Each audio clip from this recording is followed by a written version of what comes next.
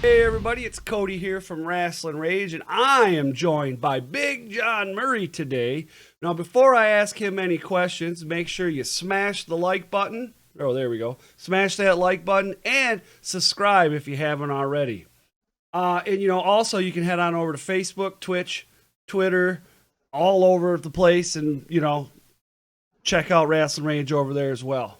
So, Big John, man, thanks again. You little background here. We already did this interview once, and apparently we had some technical issues, but luckily Big John's a really cool dude, and like I said earlier today, you would never know that he's like really, really famous. You would never even know. I thought I got put on the pay me no mind list. Yeah. Well, dude, you're a real humble guy. You're not one of those guys that throw things in people's face like, I'm this dude and I did that. You're not that person. And that's one of the cool things, what I think is one of the cool things about you personally. Yeah, I appreciate that. No problem. I learned from the old school mentality of always be humble, know where you came from, and always be thankful that you're still part of it. Sure. So let's talk a little bit about your career, because your whole career started basically in professional wrestling, right? Yeah, actually it did. What I did was in 1997, I believe it was, started training in Cincinnati with Les Thatcher and Cody Hawk, and Sean Casey was training us. This is prior to them becoming a stepping stone to the WWE and OVW, becoming the training grounds. It was still a small independent organization called the HWA, Heartland Wrestling Association. And I was training for about, I want to say about a year, but I may be off on that time. It was a long time, and things were going good. I was starting to progress, starting to get a push, starting to find out the importance of the weight room and not only the talent in wrestling, but the image and the psychology as well. And lo and behold, just as everything starts to come together, we were training and I snapped my neck, and I had to take some time off. And when I got back into the ring after that, Cody and everybody were progressing and doing really good, and I just could not break that fear of getting injured again. I mean, I was a little bit gun shy. I couldn't break the rust off. So an opportunity presented itself to go into the music business with the band Rat, and I talked to a guy, Sean Casey and Jackson Breeze and Cody, and I even told Les about it. I said, look, this opportunity has presented itself, and Shark Boy and everybody, and they were like, if you pass on this opportunity, you're a damn fool, because wrestling will always be here. You can always come back. But nobody, and I mean at that time, nobody was getting the opportunity to work in the music business and actually have a legitimate job. So I took it, and history presented it, and history was made. You know what I mean? Yeah. I got lucky and got to be part of a lot of really cool things. Right. Well, and one of those things was, and I don't know what the people watching may know, but you were on VH1 for Rock of Love. And all 3 seasons, correct? Yeah, that's a pretty cool thing too. And Poison, and you're still good friends with all those guys, am I right? Absolutely. There was a lot of people say brotherhood. I say a family created. I'm still ironically, what a lot of people don't know is when I first started working for Poison after I left Rat, I was a personal assistant to Ricky Rocket, the drummer, for a few years. So it started off with Ricky, but by doing that, I got to know CC, Bobby, and Brett, and a family was born. Everybody says brotherhood. I say it was a family. They were gracious enough to welcome me in, and the work that I did, they kind of treated me like the fifth Beatle, if you will. I got to live the lifestyle. I got to take part in the parties. I got to take part in the travel. Wherever they went, I went with them. And I got to live the life, and I was very lucky because not only did I get to experience the rock and roll lifestyle, I also got to learn a lot about a couple of things. One, growing up and being a man. Two, keeping your word. And three, staying humble. Those guys are the epitome of humility. And without their fortitude and their knowledge, I probably would have been one of those guys. Look at me, look what I've done, blah, blah, blah.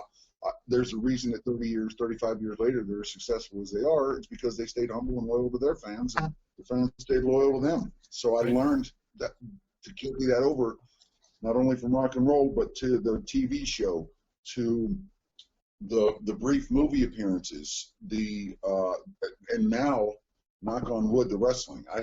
I have fans in wrestling. A lot of kids. I don't know why, but the kids like gravitate to me. But a lot of the kids, I have one right now. I just spoke to today. She's getting ready to go in the hospital. She's got a little surprise coming on her birthday from me. But she's going to be going in the hospital, and I promised her that just because she's such a diehard loyal fan, and she comes out every time and hugs me and takes pictures and smiles, and I told her, I said, when you're in the hospital, I'm going to come hang out with you, because she really doesn't have a whole lot of friends or positive male influences, and I'm going to be there for her because, it's the least I can do. Maybe someday she'll be as successful as Lucky, and it'll be because I took the time to hang out with her. Well, and that comes to talk about some other things with you, because that's not something that you just recently came to do. You're that's the type of person you are. Let's be honest. Let's be perfectly honest. You know it. I know it. You're that kind of person. The last time we sat down, we talked about, you, Cody Hawk, Sean Casey, all those guys. You guys are very, very close. You're, the 5MW. It's a lifestyle. It's who you guys are. That's exactly it. That is, in wrestling, in movies, in especially actors and stuff like that, they play a character, they play a role, and you never know, I've been lucky enough to meet certain actors, and you think you're meeting Charlie Sheen that you've seen on 2.5 Men. Right. Charlie's not like that. You see that when you meet Ben Affleck or, Rob Schneider or some of these guys, you're thinking of a character that you've seen in a movie, and it's not that person, and you're kind of like, they're really, there's been some really cool interactions, and there's been some other ones. With the 5 Most Wanted, Cody Hawk is Cody Hawk. On or off the camera, in or out of that ring, Cody Hawk is Cody Hawk. Sean Casey is Sean Casey. We have not luckily created an image inside the ring that does not carry over into our everyday lives and vice versa. We are who we are, and that's the most humble and the most realistic way that I can put it. Right. What you see in the ring and out of the ring is who we are every day. Right. And it becomes very easy because we don't have to be somebody else in the ring. We can just carry who, we're going from the parking lot to the damn ring, and we're the same person. We don't have to put on a fake face. Right. Well, I mean, so you're doing this positive thing for this girl that's a fan of yours, and there's things that you've done for, veterans. You go out of your way for the veterans, because you yourself are a veteran, and I think you would do that even if you weren't a veteran personally, just because that's who you are. Absolutely.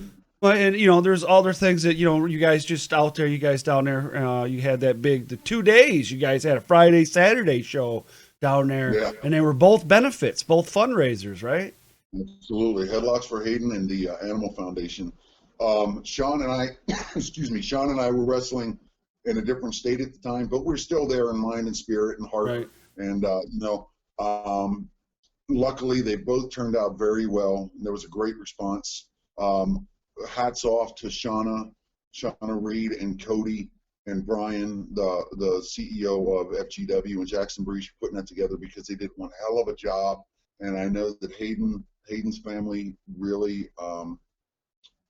were gracious, and I know that they loved every minute of it. And Shauna wound up taking everything, the awards home, and there was a great response. And the way I look at it is we are blessed. We not everybody can do, or anybody can be a wrestler, anybody can be an actor, anybody can be a musician. You just got to practice. Right. When you get into a position where people start to know you, and you get into a position where they start to, and I hate to say this, follow you, because I don't call them fans, I call them family, right, and friends. I don't believe in the word fans. I was taught differently from the guys from Poison. Um, when you get into a position where they start to recognize you and you become a either positive influence or just someone they recognize, I think it's only righteous to, I don't want to say give back, but just to be there. These are the kids. A lot of these kids and a lot of these people are the forgotten ones. You know, when I was with Poison, I would go out and, of course, I'd hand out backstage passes to hot chicks. You know, I wanted the parties in the back, and I wanted to be surrounded by hot women, and so did the Right. band. But I would also go out there with backstage passes to the center of the pavilion where there's a giant walkway and there's handicap seating. People in wheelchairs that can't make it to the front row. People that are mentally challenged. People that are confined to a wheelchair. And they're just happy to be at the concert. But I'd walk up and they're like, "What are you doing?" And I'm like, "You guys want to come back and meet the band?" And no one has ever, to my knowledge, gone out of their way to do things like that. And I didn't want to be recognized for it. That's just the way I was raised. Right. These are the forgotten kids, and to watch their faces, you know, everybody's like, "Oh, you know, they won't appreciate it. They don't get it." The hell they don't. When you walk them back there and they see the band walking at them and they get this smile across their face, like, "Oh my God," you know. Yeah. There were plenty of times that I choked up. I mean, I was emotional wreck, and I got to make somebody's dreams come true, because inevitably, while I was growing up, somebody made my dreams come true, and I got lucky, and look where I'm at today. Yeah. So I believe in that pay it forward, give it back kind of mentality. Yeah. Well, I mean, for sure, because if it wasn't for that, I don't think anybody would really get anywhere. If it wasn't, sometimes you got to know. I mean, I'm not saying you have to know somebody, but at some point, you got to use a connection somewhere. You know. Absolutely. Right. Absolutely. So let's talk a little bit about Vegas a little bit. You went out for Vegas there for CAC, Cauliflower Alley Club, and your good friend Cody Hawk, the man, the myth, the legend, gets awarded. Let's not even say awarded, because he's the third person, right? The third person in the history. I believe the 1960s, I believe. Yeah. So only the third person ever to be awarded this or given this or whatever you want to say, the Trainer Award. It's not the Trainer of the Year Award. It's the Trainer Award. The Trainer Award. Right. And so I got to ask, what was it like for you to be there? You know, you're his friend, and all these people, you know, are there for him, to recognize him. And Dean Ambrose, John Moxley, does a big presentation and goes up there and talks. And I got to tell you, for somebody like that to make a special appearance, come in and say what he said about Cody Hawk. And I don't remember exactly word for word, but it was something along the lines of that, that Cody trained him, but not only did Cody train him, he took the journey with him. It was something exactly. Exactly. And that's exactly what he said. The thing about it was we're sitting here, in a banquet hall, and there's people from JR to the newest of the new in the wrestling business. Right. You've got superstars, you've got Rob Van Dam, you've got all these people who are not only legends, but you've got the new people, you've got people that have been in a few years, and to have Mox and Eli Drake there, to take time out of their schedules to, I don't want to say honor or pay homage to, but once again, you go back to that remember where you came from mentality. Cody didn't do anything different with those guys than he does with every one of the students in his facility that he trains. It's all the same mentality. He teaches you the discipline. He teaches you the philosophy, the psychology, the benefits. He teaches you everything from eating to basically going out and getting it yourself. I mean, right. Everything in between from start to the big show. And when these guys come back out of their busy schedules and their contracts and everything, even though I don't know if they were allowed to, I don't know, it really didn't matter. They took the time to do it, and they said they weren't going to miss it, and they didn't. It's a testimonial to Cody Hawk and what he does, and to watch him get up there in front of all these people and his mom and dad, which kind of validated everything that he has ever done, because he gave up a pretty promising racing career. Right. He spent all his money and everything on race cars. He was into racing. And I think when he flipped and went into wrestling, I guarantee you, as parents, people were probably like, whoa, what are you doing? We've done all this. And he found something that meant that much to him, and he dedicated his life to it. And to stand up there and hear the words, you created me. Without you, this would not be possible. You not only trained me, but you took the journey from one of the most recognized superstars in the WWE today, and well, not today, but now he's with, I guess, AEW. Mox. Yeah. To hear you say those Who words, isn't he with is more like it.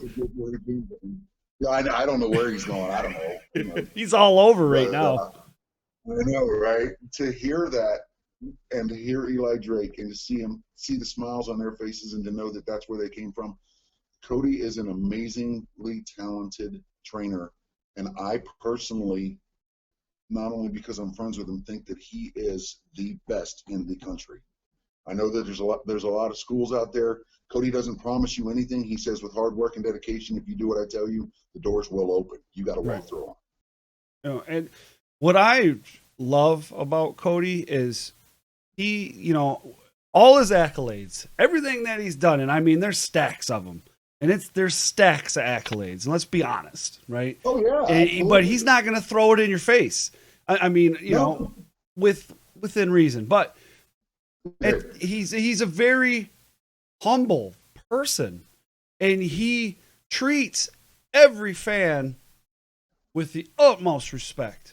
And he, why? He takes time with everyone. There's a reason for that, and I think that's what I'm talking about, the old school mentality. Anybody can be a wrestler. Right. Not everyone can be a superstar. There's people that cannot handle that attention, that notoriety. It goes to their head. They forget where they came from. And all of a sudden, look at me, not to quote Raven, but look at me, look at what I've done. Nobody gives a shit, because in 2 minutes, somebody's going to replace you. Yeah. Cody he's gone from the bottom to the top. Now he's back to training, and as a trainer, he got recognized by the top professionals in this business. Anybody can be a wrestler, not everybody can be a professional, and he remembered that from day one. Yeah, and dude, man, I love the guy, man. And the reason why is because little old piddly me, Rasslin Rage YouTube channel, whatever you want to say, up here in Podunk, Michigan, right? He will, well, it's little old me in Podunk. He will come and shake my hand.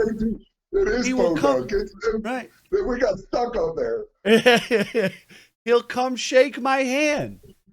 Absolutely. And it's because like without you, and without people that have followed his career, and without people that he's interacted with, he's nothing. Just like all of us. Right. But that, you know what I'm saying? I'm very thankful. I'm a humble person too. But so like for somebody like that to do that for me, that makes me feel amazing. You know what I mean? Yeah. So enough about Cody. We put him over enough, right? He's so over, it's unreal right now. But so and send him down the river. No. Let's talk about a little bit of your time in the military. I mean, before, thanks for your service. How long were you in the military? What did you do? A total of 8 years. 8 years. Yeah. Wow. So were you in the Marine Corps? Yeah, I was in the Marine Corps. I went in 1989. Went to Parris Island for boot camp. And I highly suggest that to anybody who's ever questioning their manhood or what they want to do with the rest of their life, because it will set you up for the rest of your life. You will learn things in there that you never even thought was possible. It's amazing what your body will do when you think you're about to give up. During my Marine Corps stint, I was my first duty station was in Guantanamo Bay, Cuba. Don't really have a whole lot to say about that. It is what it is. I mean, we guarded a fence line, and we kind of dealt with defectors and stuff like that. After that, I went to Charlie Company 1-2, which is located in Camp Lejeune, North Carolina, and to be prior to the first Gulf War, in I think it was February, January of '91. Charlie Company 1-2 and a team of Navy SEALs, etc., evacuated the U.S. Embassy in Somalia, which we were all part of, and brought the dignitaries, ambassadors, and their families back to the USS Guam. Once that was over with, I got reassigned to 1st Battalion, 1st Marine Division, Weapons Company, and finished out my years with 1-1. And we went back to the Gulf, went back to Somalia as a contingency force. They were instrumental in the evacuation, or not the evacuation, but the takeover of Kuwait International Airport in the first Gulf War, and Bridge 2 minefields. We were all part of Task Force Papa Bear, and that was that. I mean, we just did what we did. Nobody really. It was crazy because we come home, and they bring us down to San Diego, and everybody's doing these parades and all this bullshit, and we were like, what? We didn't do anything. I mean, it was like we spent 6 months waiting for 48 hours of doing what we do. We were sitting there every day going, come on, let's get this going. Let's get this going. Right. Marines are psycho. Marines are nutballs. So we wanted everything to go down. So everybody else is like, I want to go home. We're like, we want to go into Kuwait. Let's do this. Yeah. So, yeah. Well, so, would you, I always ask, most guys that serve, would you do it again? If, same time, would you serve again? Like if you had to do it all over again? I would absolutely, especially if I knew then what I know now. I would have done a few things different while I was in there, because there were a few times that I got in trouble and I lost some rank, and me, of course. Right. I became, there was one time in the Philippines, I took on the entire, I'm not kidding you, I got drunk on the ship and took the entire ship on because it was a combination of alcohol, and at that time I was, there were some get big pharmaceuticals involved, if you know what I mean. Right, yeah. And I was all gassed up, and I drank, and I knew I shouldn't have, and I took on the entire ship, like area by area. And it took a few Marines that I really love and keep in touch with to this day to calm me the hell down, because I was ready to sink the ship. So I got a lot of damn trouble for that one, but it was the best thing for me because it made me turn around and really start taking everything serious. Because when you go through some situations like Somalia and stuff like that, you really start to get to that I don't care point. Let's just get this thing over with. I don't care if I get in trouble or not. And your mentality changes. So I had to get reeled back in, if you know what I mean. Yeah, and for get sure. That Marine Corps mentality. So I really cared about what I looked like, how I presented myself, and doing my job right. Yeah. So you and Sean are going around now together. You and Sean Casey. Yeah. I see you guys are. There's no dissension in ranks or anything like that with the 5 Most Wanted. We're still 5 Most Wanted. We Sean and I went through a very weird experience. I've known Sean for years, mind you. And Sean and I became very close because of the death of his father. He was a Marine. Sean was telling me one day, we were doing a HWA reunion show, and Sean was telling me, hey, I don't know who to talk to about this. My dad won't eat. He won't go to the doctor. He won't do this. He won't do this. And I told him, I said, you know what, are you guys confronting him on this? How are you talking to him? Well, we're asking him if we go, and he refuses. I said, you can't ask him. He's a Marine. That's Marine, and that's a weird thing. Marines talk to Marines differently, and you respect what they say and you listen to them. So I said, take me over to the house. And Pops would not let anybody in his house, anyone. But I walked through the door, and he's like, hey, John, come on in. And I was like, because he knew that I was in the Marines and everything else, and of course there was a respect there, a mutual respect. And he looks at me, and I said, so what's this? You won't go to the hospital? Oh, I don't want to go to the doctor. I said, get your ass up. We're going now. What? Get up. We're going. Well, I got to get in the shower. Okay, then let's get in the shower. Come on, chop, chop. Let's go. Damn it. He went, and we found out that he was in, pretty bad shape as far as cancer. And Sean and I went through the whole process with him, being there for him, going out getting him food, basically catching up on all the good times and, just listening to him. He'd start telling stories and everything about when Sean was young and when he was young, and just those final weeks and months being with him got me and Sean really close. So when you hear Sean Casey's my brother, there's a reason for that, because we share things that most family people don't. And Pops looked at us right before he died, and he said, "Hey," he goes, I'm not going to make it through this, so you two have to take care of each other. You're all you got now. And I'm like, you don't have to worry about that. I got him. You don't worry about him. And he made a promise to Pops about me too. He's like, I want you guys to follow your dreams and do whatever. And at our age, there ain't too many dreams left, so we're still doing it, Right. But the fact that we told him we were going to do the movies and everything else, so we got cameos or appearances in movies, and it's kind of humbling and kind of a warm fuzzy feeling when you look at the screen and you kind of look up and go, "Hey, we did it," You think Sean will ever hang it up as far as wrestling goes? That's a hard one, because Yeah. we are in the process now of trying to, I don't want to say reinvent ourselves. We're 5MW till the day we die. Right. But there are things that Sean and I want to, with Cody's permission and everything else, we want to we're not always together. So I want Cody to train me again, if you will. I want to get back in there, and I want to do some tag team matches with Sean when we're not with Cody and stuff like that. There was a problem with me doing that over the last probably year because of my health with the shoulder and my gallbladder. Right. It took a while to recover from that. But with Cody's permission and David J. and Shauna's permission, we don't want to branch off by any means. Right. But we want to create like a tag team kind of dynamic duo when we're away from them. And I don't want to say reinvent ourselves, because it's going to be what we live. It's kind of a rock star / pretty boy freaking. It's Shawn Michaels and Diesel. That's exactly what it is. It's Shawn Michaels and Diesel. I got you. If there's any young kids watching this or people that don't understand it, I suggest you look up, Shawn Michaels and Kevin Nash, and you'll get an idea as to what we're trying to present. Right. Because that's what we are. We go out to rock shows, and it's funny. Everybody's always like, "Oh my God, Sean, you look so big on camera, but you're so tiny standing next to John." And I'm like, "Oh."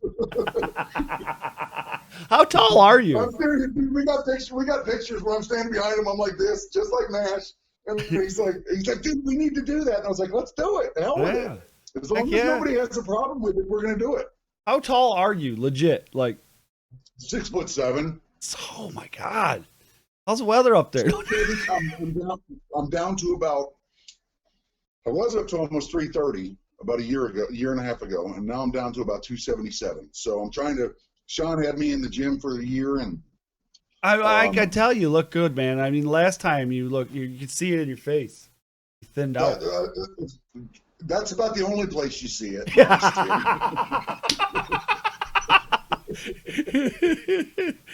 I look like a damn lord. No, I've really been trying to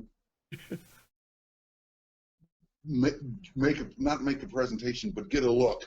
I'm in the gym now that I can go back in there. I'm in there at least once or twice a week, sometimes 3 times a week. Me and Sean were going every day for about 9 months, and really started to make. And I'm glad we did it, because if I knew that I was going to get injured in my shoulder and my gallbladder, and I didn't work out prior to that, there'd be no muscle memory. So I luckily, I don't have to work as hard to get the size and what I'm trying to get back. So that's good. I'm trying to fine tune. I'm trying to give my body a tune up, if you know what I mean. Right. So, safe to say it isn't going to be anytime soon that either of you two decide to say it's time. Hell no. That was a great answer.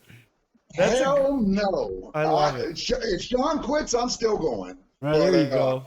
That's I'll awesome. tell you right now, like I said, I've said it in interviews, I've said it to people in face-to-face, you get this body one time. And when they get it back, it's going to be broken and it's going to be used, and nobody's ever going to want it again because I'm putting it through the test. I'm putting it through the ringer. That's for sure. Now, mind you, I don't want that to happen anytime soon. But Right. when the good Lord gets it back, he's going to be like, "What the hell did you do to this? Everything you let me." That's that. I'd have to say that's probably the best way to think about it, man. Yeah, You want to come in sliding in broken and bruised. You can't go through life worrying about what if. It's like, do it or not, because I don't want to die saying, "What if I had done this?" or "I wish I would have." I'm doing it all. Yeah, for sure. Well, I think if I die doing it, then so be it. Have fun at my memorial service telling stories. there. So that sounds like a good spot to call it a spot here. Well, we'll definitely have to do this again. But before we get out of here, why don't you shoot your social media out to the people and let them know how they can get a hold of you so they can follow you. And maybe somebody out there wants to book the duo of Sean Casey and Big John out there. Absolutely. That's the big thing right now is promoters need to check out our website, check out our bios, because the problem is a lot of promoters right now, they don't see the profitability, if you will. I mean, they're like, "Oh, well, so who are you? Who's John?" It's like, really? It's like, watch TV. I mean, we'll bring you to the show, but nobody really knows who you are. And I'm like, read the bio. Right. I'm like, this is not made up. This is our lives. Like you said, this is what we live. This is who we are. But you can check me out on Facebook at John Murray, JOHN space MURRAY. There's 2 Facebook profiles. One shows Sean and I with the belt. The other one is just a black and white photo of me. Reason for that is because I keep getting thrown in Facebook jail. Stupid Facebook. We're not the most PC when it comes to some of the things I put out there. I'm always messing with Tower. But you can check me out on that. And then Instagram is BigJohn333. There's always something going on. You can check out FGW, FutureGreatWrestling.com, or Future Great Wrestling's website on Facebook. There's always we didn't talk about that. Yeah. We didn't talk about what about this dipstick that broke in? What's up with that? I don't know. I'll tell you what. I hope. I used to be I used to be a legitimate bounty hunter. So if they can get me, and the Fairfield, or not Fairfield, but Hamilton Police Department is really helping out with this because they have video of this guy, and I don't know if they have some kind of facial recognition program that they can zoom in on his face. This little bastard's gonna get caught. You can hear him climbing over the wall. You can hear him taking stuff apart. You can hear him putting it in backpacks. There's some video that with audio that you can hear them talking. They're going to get caught, and when they do, I hope they give them to me for 5 minutes because I will shoot on them, and I can't stand it. Cody and Brian and Jackson and everybody have worked their tail off, including going to battle with the city of Hamilton, and the city of Hamilton actually recognizing us as a legitimate business now. And they worked their butts off, and they've invested a lot of time and money into FGW, which is a huge success. It's amazing. And to have one night where this little bastard climbs the wall and takes everything that they've worked for, and we've adapted, we've overcome. We have ways of doing it. But to have that, you feel vulnerable. You really do. Yeah. And I don't want and me, like I said, this is not a gimmick. We live this. Me being a protective individual, I want to protect Cody. I want to protect Brian. I want to protect Jackson. I want to protect everybody that's involved with FGW. And I don't want anyone to feel vulnerable. So if I can get 5 minutes with this guy, I guarantee you nobody will ever steal from us again. That's just my nature. This is my family. Right. No, I hear you, man. I seen that video, but I was telling, there's a group of us up here where I'm at. You've been up here, and there's like a group of us, and we traveled to all these independents here in Michigan, and we were talking about coming down to Future Great one of these days and coming down for a show. It's just everybody's got to get everything together and figure it all out. But we're definitely going to come down there one of these days for Future Great and check you guys out and say hello and all that good stuff. But Big John, I want to say thank you so much for coming on. I wanted to sit down again and talk, and I look forward to hopefully seeing you after the first of the year up here with Blue Water, with everything going on. We'll get that all going again. I know that Andrew, I guess, ran into some problems, and he wants to make sure that it's done right the next time he opens it. So you can bet your butt, as soon as he gets back into operations, now that I'm healthy, I'll be up there for sure. And I know Sean will be too. So we'll get back up there and we'll get Blue Water Championship Wrestling back on the map and tear it up.